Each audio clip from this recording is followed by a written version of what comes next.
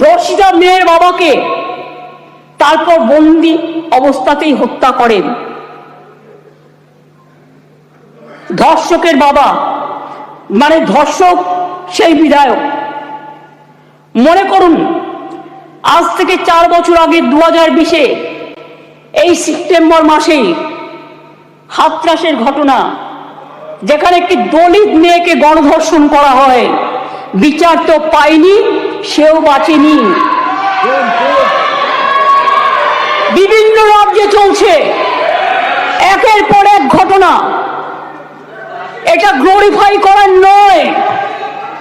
70 পেরোনো বৃদ্ধও আছেন, 3 বছরের শিশু আছেন, নার্সও আছেন, স্কুল ছাত্রীও আছেন।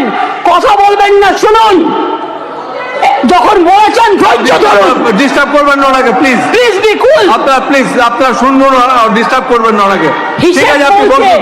শুনেছি, আপনারা অনেক বলেছেন, মাননীয় মুখ্যমন্ত্রী উত্তর দিচ্ছেন, আপনাদের শুনতে হবে। Please please. আরে এখনো তো অনেক বাকি আছে, শুনুন আগে। ঠিক আছে স্যার, এটা ফ্যাক্ট যে আজকে প্রতিদিন দেশে প্রায় 90টি ধর্ষণের ঘটনা ঘটে। তার মধ্যে অনেকেরই মৃত্যু ঘটে, খুব বেদনাদায়ক। উত্তরপ্রদেশের ঝাঁসিতে চলন্ত গাড়িতে 17 বছরের মেয়ে ধর্ষিতা হয়েছে। উত্তরপ্রদেশের বারাবাঁকিতে 9 বছরের মেয়ে ধর্ষিতা হয়েছেন। শাহজাহানপুরে মহিলা ধর্ষণের শিকার হয়েছেন। বুলন শহরে 6 বছরের মেয়েকে ধর্ষণ করেছেন। আগ্রা ইঞ্জিনিয়ারিং স্টুডেন্ট একটি মেয়ে ধর্ষিতা হয়েছেন। উত্তরাখণ্ডের নাচ ধর্ষণ, 9 দিন পরে দেহ পাওয়া গেল। ওড়িশাতে ধর্ষণ হলো পেশেন্ট। মহারাষ্ট্রের বদলাপুরে 2 নার্সারির বাচ্চা সেক্সুয়ালি অ্যাসাল্টেড হলেন। মুম্বাইয়ের 13 বছরের মেয়েকে ধর্ষণ করা হলো। কোরাপুরে একটি বাচ্চা মেয়ে ধর্ষিতা হলো। আসামে 13-14 বছরের মেয়েকে গণধর্ষণ, যেখানে যে দোষী তাকে এনকাউন্টারে মেরে ফেলা হলো, বিচার হলো না। রাজস্থানের ঢোলপুরে গ্যাংরেপ, যোধপুরে 3 বছরের বাচ্চাকে ধর্ষণ। এই মানসিকতা দেখলে ঘৃণা লাগে। আমি বলি ছি ছি, যেই ঘটাক এই ঘটনা, তাদের বলি লজ্জা লজ্জা লজ্জা। বলতে দিন আপনারা, এটা একটা জাতীয় লজ্জা। ধর্ষণ আপনারা বলেছেন, আপনাদের জাতীয় লজ্জায় পড়ে গেছে। আসুন আমরা সবাই মিলে একমত হই, ধর্ষণের বিরুদ্ধে সমাজ সংস্কারের প্রয়োজন আছে, মানুষের জাগরণের প্রয়োজন আছে। এই বাংলা অনেক সমাজ সংস্কার করেছে। রাজা রামমোহন রায় যখন সতীদাহ প্রথা সংস্কার করেছিলেন, এখানে আইন পাস হয়েছিল এই বাংলায়, তখন কিন্তু তাকে অনেকে মেরে মাথা ফাটিয়ে দিয়েছিলেন। কিন্তু মনে রাখবেন, রাজীব গান্ধী যখন প্রধানমন্ত্রী ছিলেন, এই আইনটা অল ইন্ডিয়া আইন হিসেবে সতীদাহ প্রথা নিবারণটা পাশ হয়েছিল। ঈশ্বরচন্দ্র বিদ্যাসাগর, মনে রাখবেন, বাল্য বিবাহ বন্ধ, বিধবা বিবাহ প্রচলন করেছিলেন। সতীদাহ প্রথা নিবারণের জন্য রাজা রামমোহন রায় করেছিলেন এবং এই আইন এখানে পাশ হয়েছিল। তারপরে রাজীব গান্ধী যখন প্রধানমন্ত্রী ছিলেন, তখন দিল্লিতেও পাশ হয়েছিল পার্লামেন্টে। এটা এখন অল ইন্ডিয়া আইন। কি মিহির গোস্বামী, তুমি তখন কংগ্রেস করতে, তুমি জানতে না এটা? জিজ্ঞেস করুন। যদি একটা ব্যাধি হয়, ব্যাধিটাকে সারাতে হবে। মনে রাখবেন, এই অনুযায়ী দেশের ধর্ষণের ঘটনায় সাজার হারও খুব কম। কেন সাহস পাচ্ছে এত, এটা আমাদের উপলব্ধি করতে হবে। ক্রাইম ইন ইন্ডিয়া 2022-এর তথ্য অনুযায়ী দেশের বিভিন্ন প্রান্তে ধর্ষণের ঘটনায়, সব রাজ্যেই পুলিশ আছে, সেন্ট্রালেও আছে, ধর্ষণের ঘটনায় গড়ে 76% ক্ষেত্রে পুলিশ তদন্ত শেষ করে চার্জশিট জমা দিতে পেরেছে, কিন্তু মাত্র 2.6% 56% ক্ষেত্রে অপরাধী দোষী সাব্যস্ত হয়েছে। প্রবলেমটা কিন্তু এই জায়গায় রয়ে গেছে, গলদটা। ধর্ষণ রোধে দ্রুত বিচার এবং কঠোরতম সাজার দাবি জানিয়ে আমি দুটো চিঠি ইতিমধ্যেই প্রধানমন্ত্রীকে লিখেছি। আমি যেহেতু তার কাছ থেকে কোনো উত্তর পাইনি, উত্তর দিয়েছেন একজন উইমেন অ্যান্ড চাইল্ড ডিপার্টমেন্টের মিনিস্টার, কিন্তু তিনি যে উত্তর দিয়েছেন সেটাকেও কাউন্টার করে আমি প্রধানমন্ত্রীকে জানিয়েছি। যদি দিল্লি নিজে এই চিঠি দুটো, স্যার সবার জ্ঞাতার্থে বাক্যে একটু দিয়ে দেবে টেবিলে, আমি প্রধানমন্ত্রীকে লেখা চিঠিগুলো এখানে পেশ করলাম। ন্যায় সংহিতা বিল যখন প্রথম তাড়াহুড়ো করে পাশ করা হয় নির্বাচনের আগে, আমি বারবার স্বরাষ্ট্রমন্ত্রীকে বলেছিলাম এটা তাড়াহুড়ো করে করবেন না, এটা আমাদের রাজ্যগুলোর সাথে আলোচনা করুন, শুধু একটা চিঠি দিলে দায়িত্ব শেষ হয়ে যায় না। আমি অনেকবার অপোজ করেছি যে এটা কিন্তু রাজ্যকে কনসাল্ট করা হয়নি, মনে রাখবেন। তাছাড়াও আমি বলেছিলাম নতুন গভর্নমেন্ট আসুক, তাদের সাথে আলোচনা করুন, লোকসভায় আলোচনা হোক, রাজ্যসভায় আলোচনা হোক, বিরোধী দলের সাথে আলোচনা হোক, সরকারি দলের সাথে আলোচনা হোক, তারপরে এটা আপনারা করুন, কিন্তু সেটা তারা করেননি। তাই আজকে বাধ্য হয়ে আমরা সারা দেশের মেয়েরা যাতে সুফল পায়, মনে রাখবেন আজকে বাংলাকে নিয়ে শুধু বদনাম যারা করছেন, বাংলার সম্মান নিয়ে ভাবুন। বাংলা মাকে বদনাম করলে আপনার গায়েও লাগবে, আমার গায়েও লাগবে। আমাকে আপনারা 50টা কটু কথা বলুন, আমার কোনো যায় আসে না। যেভাবে আপনারা আমাকে অসম্মান করেছেন, আপনাদের প্রধানমন্ত্রীকে আমরা সেভাবে অসম্মান করিনি। কখনো ভেবেছেন যে আপনারা যেভাবে আমার বিরুদ্ধে বলছেন, আমাদের দল যদি সেভাবে প্রধানমন্ত্রীর বিরুদ্ধে বলে, স্বরাষ্ট্রমন্ত্রীর বিরুদ্ধে বলে, আপনাদের মুখ্যমন্ত্রীগুলোর বিরুদ্ধে বলে, আপনারা তখন কি দেখবেন? আমি চেয়েছিলাম এই আইনটা কেন্দ্রীয় সরকারই করুক, কিন্তু ওরা আইনটাকে যেখানে যেখানে ফাঁক রেখেছেন আমরা সেখানে ঢুকেছি। তার কারণ মনে রাখবেন, যদি কেউ ধর্ষণ করে 7 মাসের মধ্যে জামিন পেয়ে যায়, আর তাকে ফুল মালা দিয়ে, প্লিজ আমাকে বলতে দাও, তোমরা কথা বললে আমি বলবো না, এবং তাদের যদি ফুল মালা দিয়ে সম্বর্ধনা দেওয়া হয়, তাহলে এটা এনকারেজমেন্ট হয় না তাদের পানিশমেন্ট হয়? এটা আমাদের উত্তর দিন। আমি তাই আপনাদের কাছ থেকে এর বেশি আমি কিছু প্রত্যাশা করি না। বিলকিসের ধর্ষকদেরও জেল থেকে ছেড়ে দিয়ে মালা পরানো হয়েছিল, যাবজ্জীবন জেলের সাজাপ্রাপ্ত উন্নয়ের ধর্ষণকারী, সেখানেও বাবা রাম রহিম থেকে নামটা বাদ, সকলকে প্যারোলে মুক্তি দেওয়া হয়েছে। এমনকি সাক্ষী মালিক আমাদের সোনার মেয়ে, তাদের উপরেও যে অত্যাচার হয়েছে, এবং আমার এখনো ডাউট আছে, আমি জানি না, বাট ক্রস চেক করলে দেখা যাবে ভেনাস কিন্তু দেশের জন্য গোল্ড আনতে পারত, কিন্তু ভেনাসকে আদৌ ভিক্টিমাইজ করা হয়েছে কিনা আগামী দিন ইতিহাস প্রমাণ করবে।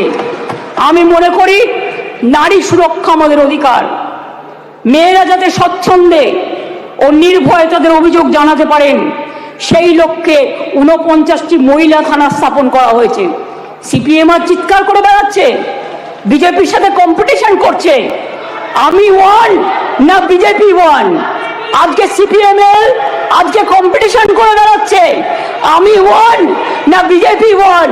শুনুন, মনে রাখবেন সিপিএম এর 34 বছরের আমলে একটা মহিলা থানা ছিল না। আমরা 49টি মহিলা থানা আমরা ইতিমধ্যেই করেছি। 2011 সালের আগে কোনো মহিলা থানা বাংলায় ছিল না। মনে রাখবেন, বিচার ব্যবস্থায় গতি আনতে আমরা 88টি ফাস্ট কোর্ট করেছি, 62টি পোস্কো কোর্ট করেছি, এখনো 10টি পেন্ডিং আছে। সেটা হচ্ছে হাইকোর্টের কাছে, আমাদের কাছে নয়। প্লিজ আন্ডারস্ট্যান্ড, হাইকোর্টকে বলুন এটা তাড়াতাড়ি করে দেওয়ার জন্য। এছাড়াও 52টি ডেজিগনেটেড কোর্ট রয়েছে, যাতে মহিলাদের বিরুদ্ধে সংগঠিত অপরাধের মামলাগুলো দ্রুত বিচার করা হয়, যাতে মহিলারা দ্রুত জাস্টিস পান, বিচারের বাণী যেন নীরবে নিভৃতে না কাঁদে। এটা এই সভা দলমত নির্বিশেষে সবাইকে বলে দিচ্ছি, সবাইকেই বলছি। কেন্দ্রীয় সরকারই বলছে বাংলাদেশের সারা ভারতবর্ষের মধ্যে কলকাতা সবচেয়ে নিরাপদ শহর। মনে রাখবেন, কলকাতায় উত্তরপ্রদেশে 7 লক্ষ নারী নির্যাতনের ঘটনা ঘটেছে, গুজরাটেও 5 লক্ষ নারী নির্যাতনের ঘটনা ঘটেছে। আর বাংলায় যারা রেকর্ড করেছে তারাও 1.5 লক্ষর কাছাকাছি আছে, কিন্তু সেখানে বিচার হচ্ছে, বিচার পাচ্ছে।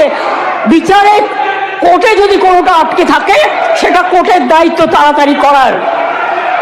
মনে রাখবেন, সেখানে Suvendu Adhikari, please, Suvendu Adhikari, I request you not to behave like this. আপনাকে শোভা পায় না। সর্বশেষ তথ্য বলছে, প্লিজ কিপ কোয়াইট। দেশে প্রতি লক্ষ মহিলা প্লিজ জনসংখ্যায় যেখানে 4.5টি ধর্ষণের ঘটনা ঘটে, সেখানে বাংলায় হার 2.3। তাও আমি মনে করি এটা একটাও হওয়া উচিত নয়। রাজস্থান, হরিয়ানা, মধ্যপ্রদেশের মতো রাজ্যগুলোতে এই হার বাংলার কয়েক গুণ বেশি। বাংলার নামে যারা কুৎসা করে বেড়াচ্ছেন তাদের বলি, ধর্ষণের সবচেয়ে কম ঘটনা ঘটেছিল কলকাতাতেই, 19টি শহরের মধ্যে মাত্র 2টি, সর্বভারতীয় গড় 6.7। তাও আমি একটি ঘটনাও সমর্থন করি না। আমরা দ্রুত প্রচার চাই, আমরা শাস্তি চাই, ফাঁসি চাই। তারপরেও বাংলার নামে কুৎসা করে যাচ্ছে এদের মতো নির্লজ্জ কুৎসাকারীদের আমি বলি, এটা করে আপনারা আরজিকরের ঘটনার বিভৎসতাকে কমিয়ে দিচ্ছেন, এটা বোঝানোর জন্য, যাতে আপনারা লাইনটাকে বেলাইন করেন, ট্রেনটাকে ডিরেল্ট করেন। আগে নরেন্দ্র মোদীকে পদত্যাগ করতে বলুন, নরেন্দ্র মোদীর পদত্যাগ চাই, তার কারণ সারা দেশের উনি জাতীয় লজ্জা। আমরা স্যার অমানবিক ঘটনা নিয়ে ওরা রাজনীতি করে, বিচার চায় না, ভারতীয় নয়। সেই কারণেই দ্রুত বিচারের জন্য ভারতীয় ন্যায় সংহিতার কয়েকটি ধারায় সংশোধন করে আমরা ধর্ষণের ঘটনায় অপরাধে প্রমাণে সর্বোচ্চ মৃত্যুদণ্ডের সাজা প্রস্তাব করেছি। ন্যায় সংহিতা একটা নতুন আইন 64/1, 64/2, 66, 70 এবং 71 নম্বর ধারার ক্ষেত্রে সংশোধনী এনে এই ধরনের অপরাধ প্রমাণে সর্বোচ্চ মৃত্যুদণ্ডের বিধান আনা হয়েছে এই বিলে। ধর্ষণ বা যৌন নিগ্রহের শিকার কোনো মহিলা বা শিশু পরিচয় কোনোভাবে যেটা প্রকাশ্যে না আসে, আগে তো বিলটা পাস হোক, তারপরে তো রাজ্যপাল সই করলেই এটা হয়ে যাবে রেজাল্ট। আইন সংশোধনের মাধ্যমে আমরা সেটাও করতে চাই। এটাও চাই যাতে আদালতের অনুমতি ছাড়া এই ধরনের মহিলা বা শিশুর পরিচয় কোনোভাবেই বিচার প্রক্রিয়া শেষ না হওয়া পর্যন্ত এগুলো নিয়ে আলোচনা প্রকাশ্যে না আসে। স্যার, ভারতীয় ন্যায় সংহিতার 72 এবং 73 নম্বর ধারা সংশোধন করে এর জন্য আমরা 3 থেকে 5 বছরের সাজার প্রস্তাব রাখছি। মনে রাখবেন, বাংলা প্রীতিলতা ওয়াদ্দারের মাটি, মাতঙ্গিনী হাজরার মাটি, কল্পনা দত্ত, বীণা দাস, সুরিতা চৌধুরী, মাদার টেরিজার মাটি। এই মাটি সারা দেশকে পথ দেখায়, পথ দেখাবে। কেউ কেউ বলছে আমরা নাকি আইন করতে পারি না। আমি তাদের জ্ঞানের জন্য বলছি, এটা সর্বৈব মিথ্যা। রাজ্য চাইলে আইন আনতেই পারে, সংবিধান আমাদের সেই অধিকার দিয়েছেন। ভারতীয় সংবিধানের যুগ্ম তালিকায় আইটেম নম্বর 1-এ ফৌজদারি আইনের উল্লেখ আছে। সেক্ষেত্রে রাজ্য চাইলে আইন আনায় কোনো বাধা নেই। অন্ধ্রপ্রদেশও আনছে, মহারাষ্ট্রও আনছে, তারাও ক্রিমিনাল ল সংশোধন করে আনতে চলেছে। এখানেও তো আপনাদের সরকার আছে, আমরা তো বাধা দিইনি। তার রাজ্য বাঁচাতে সে আইন আনতেই পারে। আমি আপনাদের বলি, এটা রাজ্যপালের কাছে অনুমোদনের জন্য পাঠাবেন, তারপরে রাজ্যপাল সই করে এটা পাঠাবেন, রাজ্যপাল মাননীয় রাষ্ট্রপতির কাছে পাঠাবেন। এটা মাথায় রাখবেন। আমি আপনাদের কাছে এবার বলি, এই আইন কি করবে? এই আইনটা অ্যামেন্ডমেন্ট করছি আমরা এই কারণে, সব তো করছি না, মাত্র কয়েকটি ধারা। শুনুন না একটু, শুনুন না একটু, হাত জোর করে বলছি শুনুন। মা বোনদের জন্য শুনুন, নারী নিরাপত্তার জন্য শুনুন, হাত জোর করে বলছি। প্লিজ কোনো কথা বলবে না, কেউ কোনো কথা বলবে না, বসুন। আপনারা কেউ কোনো কথা বলবেন না প্লিজ। আমার একটু টাইম লাগতেই পারে, কারণ আমার অপোজিশন লিডারের কোশ্চেনের উত্তর দিতে হবে। মনে রাখবেন, এই নতুন বিলের তাৎপর্য 3টি। তাৎপর্যটা বুঝুন। 1 নম্বর বর্ধিত শাস্তি, 2 নম্বর দ্রুত তদন্ত, 3 নম্বর দ্রুত ন্যায় বিচার। নতুন আইন সুনিশ্চিত করবে যে ধর্ষণ এবং নারী শিশুর প্রতি সকল যৌন হিংসায় শাস্তি হবে কঠোরতম। ভারতীয় ন্যায় সংহিতা এবং পস্কো আইনে এসব ক্ষেত্রে যে শাস্তির কথা বলা আছে তা আমাদের আইনে উল্লেখযোগ্যভাবে বৃদ্ধি করা হয়েছে। ধর্ষণ ও গণধর্ষণের ক্ষেত্রে ভারতীয় ন্যায় সংহিতার যে শাস্তির কথা বলা হয়েছে 10 থেকে 20 বছরের সশ্রম কারাদণ্ড এবং ক্ষেত্র বিশেষে যাবজ্জীবন সশ্রম কারাদণ্ড। আমরা এটাকে করছি আমৃত্যু সশ্রম কারাদণ্ড থেকে গুরুতর থেকে ক্ষেত্রে এমনকি প্রাণদণ্ড।